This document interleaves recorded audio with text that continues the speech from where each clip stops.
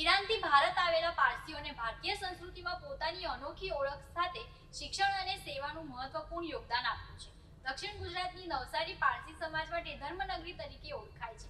શિક્ષણને સર્વોચ્ચ પ્રાધાન્ય આપતા વર્ષ 1856માં sir Kavasji જહાંગીરે sir CNZ Mahendra હાઈસ્કૂલની સ્થાપના કરી હતી, જે આજે પોતાના 170 વર્ષના ગૌરવશાળી સફળતાની ઉજવણી કરી રહી છે. દક્ષિણ ગુજરાતની ઐતિહાસિક સર સી અને ઝેડ મદ્રેસા શાળાના 170મા વર્ષની ઉજવણી કરવામાં આવી રહી છે. નવસારી જરથોસ્તી મદ્રેસા કેળવણી ટ્રસ્ટ દ્વારા શહેરમાં શૈક્ષણિક આરોગ્ય સાથે અન્ય લોકહિત અર્થે સંસ્થા કાર્યરત છે. આ શાળામાં શૈક્ષણિક પ્રવૃત્તિઓ ઉપરાંત NCC, રોડ સેફટી સેવા અને રમતગમત ક્ષેત્રે વિદ્યાર્થીઓએ નોંધપાત્ર સિદ્ધિઓ હાંસલ કરી છે.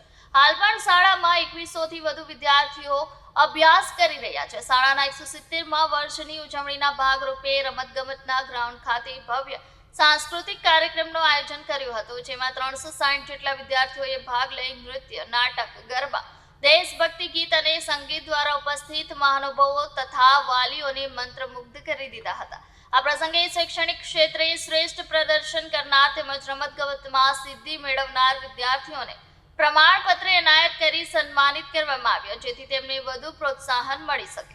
170 વર્ષથી શિક્ષણનો દીવો પ્રજ્વલિત રાખતી સર CNZ મદ્રેસા શાળા આજે પણ નવસારીની શૈક્ષણિક શાન બનીને અડગ ઊભી છે.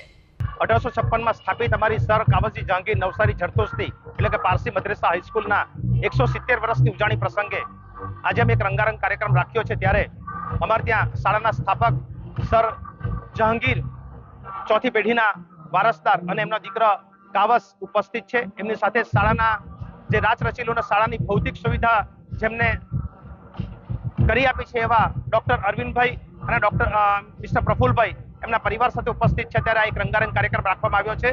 શાળાએ 170 વર્ષના સમયગાળાની અંદર અનેક સિદ્ધિઓ પ્રાપ્ત કરી છે.